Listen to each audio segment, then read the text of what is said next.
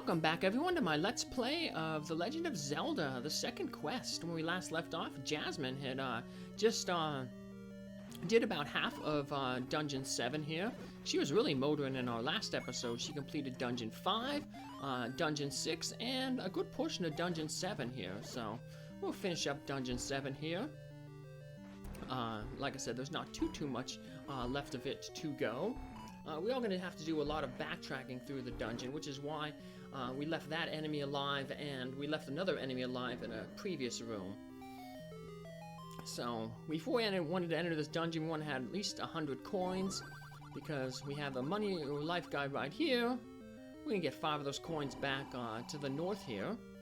Defeat this man hand, then it'll drop 5 coin. Now, to the south is the way we want to go to complete the dungeon. But we're going to want to fill out the dungeon. So what we're going to do is we're just going to head over this way. We're going to push the block and we're going to unfortunately meet another money or your life man up here. Now to the left, we're going to get to that room eventually. But if we go over to that room, the door behind locks to the south. And we wouldn't be able to access this room over here and the room to the south. So we'll eventually head into that room and clear it off our map, but we'll do it from the south, so otherwise, like I said, we'd have to backtrack again and go into here again, so we want to minimize our backtracking. If we take that secret passageway, it takes us to the room where we had the manhandler, where we got the map from. So we just we're gonna pass through that room. I'll point out that room a little later.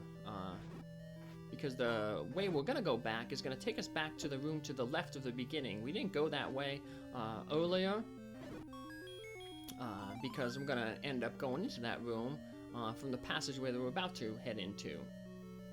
So we just head to the north here, to this room. The door's going to lock behind us, so that prevented us from... That's the reason why we didn't go to the left of the money or your life guy. Because we wanted to hit this room. And that'll allow us to hit the other room that we skipped at the beginning of the dungeon. Right here, with just 2 little Zols in it and the compass. So, we got that, and now we can just head over, and we're back to the beginning. And time to backtrack through most of the dungeon. So, I'm gonna have to defeat a lot of enemies again, but... in some rooms, but some of the rooms, we've already defeated the enemies, we can just skip them. So... but there will be some rooms where we have to defeat the enemies because there's a door that needs to be unlocked. Let's avoid these red bubbles, line ourselves up with the doors, scoot across.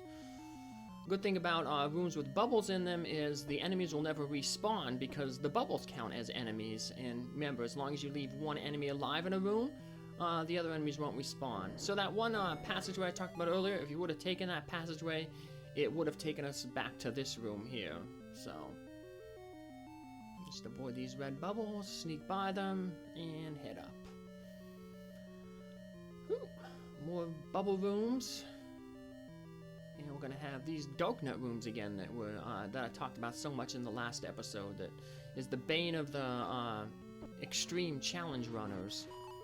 So, we unfortunately had to defeat all the enemies in this room, but the next room, with a whole bunch of these blue Darknuts in, we didn't have to defeat them all. We left one alive so that now when we go through the room again, we don't have to deal with a whole bunch of enemies, we just have to deal with one.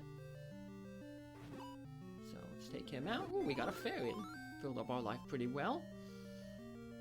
Goma room. Goma does not respawn because it's a boss monster. The only boss monster that respawns is the Dongos. The Triceratops monsters.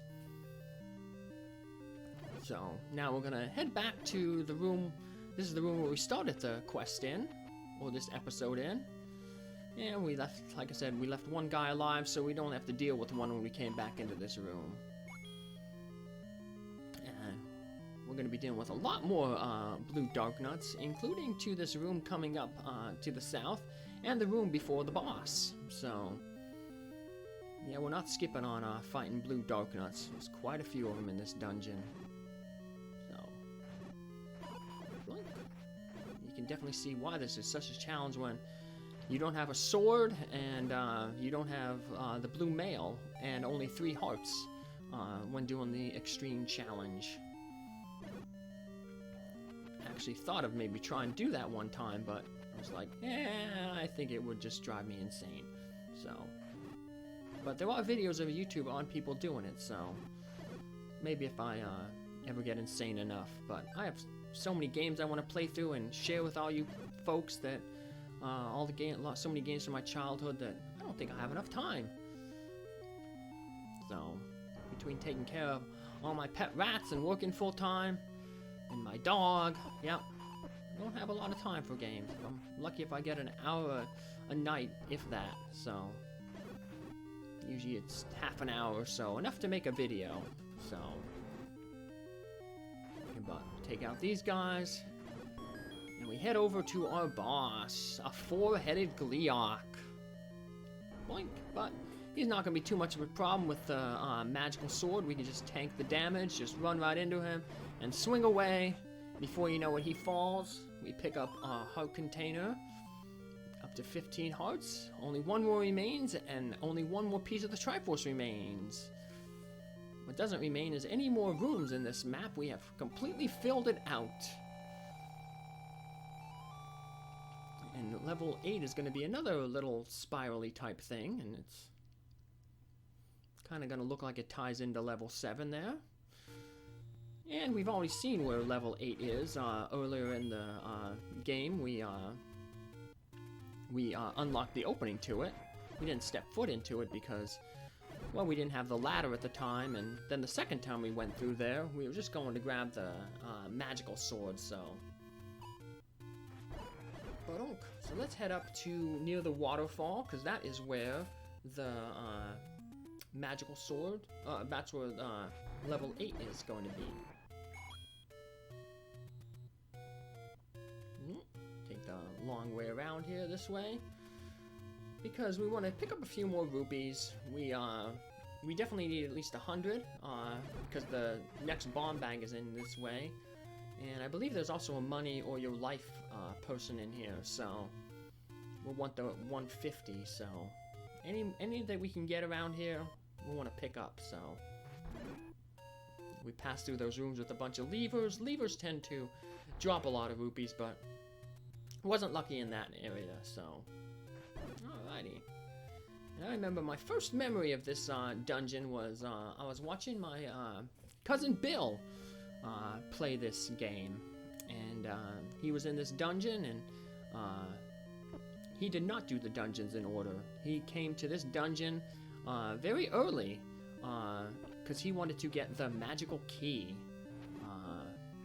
and it was just like really exciting. I know it just sounds really kind of corny now that I'm talking about it, but as a little kid watching him play, it was really exciting because you were looking at his key count, you know, and you're looking at it and you're like, he only has like 1 key left, you know, and he just unlocked the door. Will he have enough keys to get to the magical key, you know, that he's so desperate for? And lo and behold, he ended up getting it. So it was pretty neat. But yeah, I have quite a few memories, initial memories with my cousin Bill in video games.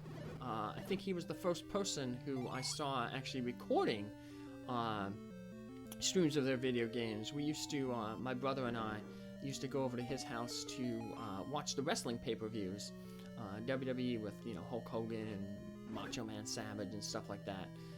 Back when they only ran 4 a year, the big 4: Royal Rumble, WrestleMania, SummerSlam, and then Survivor Series. And I remember I went over there, and he was playing Mega Man 3, and he had it hooked up that it was being recorded from his TV onto his VCR, and then he would, you know, watch the things back, and he'd pick out enemy patterns and stuff like that, so when he played the games again. So, yeah, I guess Bill was ahead of his time, you know, recording videos, so. But, that was also, he was the first time I saw another game that I'm gonna Let's Play eventually, one of my favorite games, actually, Final Fantasy IV. He was playing it, and I remember that he was in Baron Castle, and he had the twins, the section, spoiler, where you have the twins, Tella and Yang as your party, along with Cecil. And Bagan, the chief guard, offers to join your party. Well, the game had a party limit of 5. And Bill was so upset because he was like, this guy's joining my party. He's like, I don't want to get rid of any of my, my party members. But lo and behold, it was a fake out. The Bagan really didn't join your party. He was just trying to sneak in and ambush you because he was really a monster in disguise. So, some weird memories,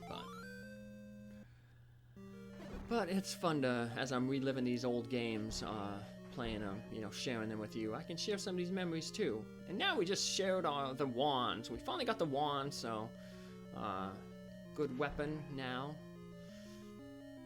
And we already have the book, so we can cast fire with the wand, so I haven't been talking too much about this dungeon because it's really kind of vanilla. There's a lot of passages to going around, but it's not too confusing. So mainly the beginning there is the confusing part because there's so many passages. But hey, now we can see what the map looks like, and we can kind of see if you took the dungeon number 7. That little spiral, you can place it right in dungeon number 8, and they'd make like one big square. So we go back and at the beginning and look at the map of dungeon 7. You can see how it would fit right in with dungeon 8, and that goes along with the the whole thing I talked about earlier, where like all the dungeon maps, the underworld dungeons, are placed on 2 overworld maps, 8 by 16s. So they all have to fit there. So some of the weird shapes are designed to fit that way. So yep. So here we have a splitting dig dogger, and we don't have to worry about the bomb trick because we have the magical sword. We can push this block, and it'll take us to a room that we don't necessarily need to go to, that we'll get to eventually later on. But here's another room where we're gonna have to waste our meat, but it's okay. We'll end up getting more meat later, so. But okay. So I'm just, but okay. Now to the north, if we go that way, we can end up going to get that's the direction to go to get the magical key. So let's head back to this passageway that said we don't necessarily need to go to. There's other ways to get to this room that we're going to, but we'll go this way. So get our wand, because you'll see, but showing off this room here, kill all these guys, most of them. And we're in this weird blocky room, so let's open it up, push it over. And what are we gonna check here? I'm just looking at my map, so. Alright, let's head over this way. Take out some ropes. Hopefully they drop some money on us. And we can push this block. And head down this passageway. And this is just going to take us to a place we don't really need to go. A lot of rooms we don't necessarily need to go to if we just want to fill out the map. But like I said, unless we want to fill out the map. So next to the south is the room where we went to around to get the map and the map and the wand. So we don't have to go that way again. We just kind of went this way to get a key. When we defeat these guys, we're going to get a key. So, kind of useless if we would have went the way to get the magical key first, but the game just, I guess, put it here in case you didn't get the magical key. You'd have enough keys to finish off the dungeon. So,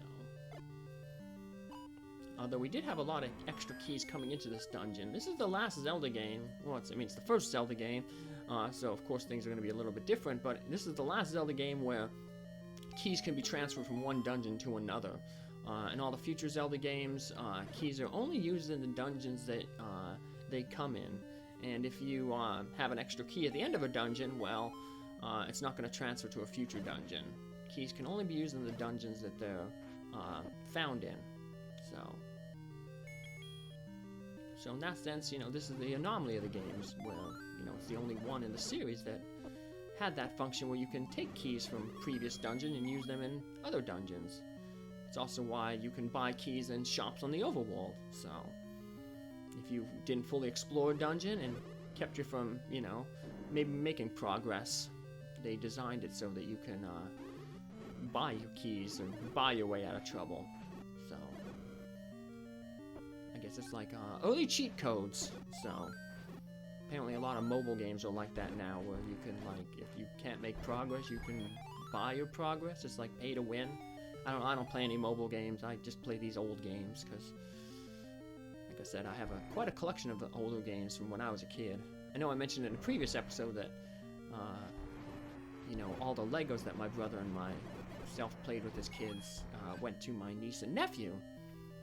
Well, it looks like most of the old video games that we had went to me, because I have the Super Nintendo and the regular Nintendo and my Wii, so the Wii's the only one I really bought, because I was living with a girl and she really wanted a Wii, so I ended up picking it up. So she was big into Mario. Alrighty, so we're gonna head this way. To the north we could have went, and we got sucked up by a Wallmaster. That is bad, because we were so close to the end. But oh well, that's okay. There's no reason to get mad. Remember, you're playing the games for fun. So, you know, I never understood some people. They rage when they play these games. They get all angry and stuff like that, and they get so mad. It's just like, I thought, you know, the games are supposed to be fun, you know, for your entertainment. But oh well, you know, some people, I don't know, they get so emotional when they're playing. You can check on, like, rage compilations on YouTube of people screaming, breaking controllers, smashing TVs, all over a game. You're supposed to have fun. So that's okay. We're just doing a little bit of backtracking. That's more time to spend and talk with you great minions and talk more about this dungeon. So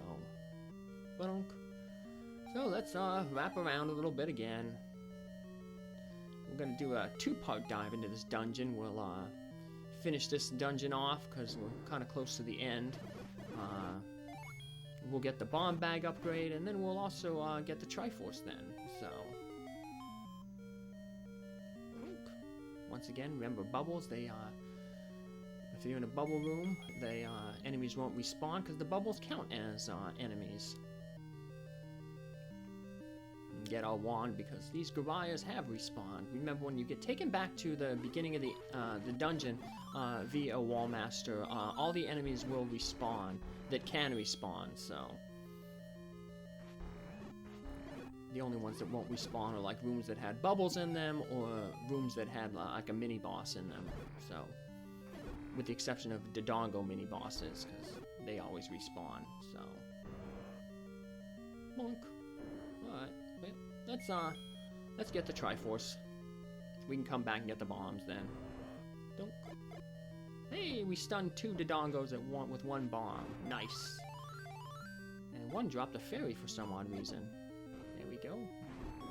And we pick up our heart container. Woohoo! Alright. Well, let's get the bomb bag here. It's good that we spend all our bombs there, so. Let's head on. This time we'll have our wand out that way in case any of those bubbles hit us. We know to watch out for those Wallmasters. I wasn't paying attention. I was looking at the bubbles that were forming. I didn't pay attention to the Wallmasters. So now I'm ready. So even if a bubble spawns on top of me, I got the wand out to take out these Wallmasters. Just gotta hope that a bubble doesn't appear and potentially bump you, because the bubbles, they have a knockback. Like there, you see I got knocked back.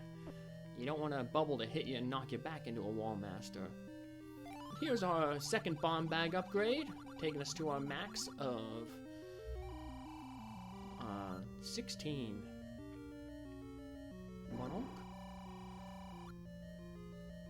Let's head on over, and we'll pick up the Triforce.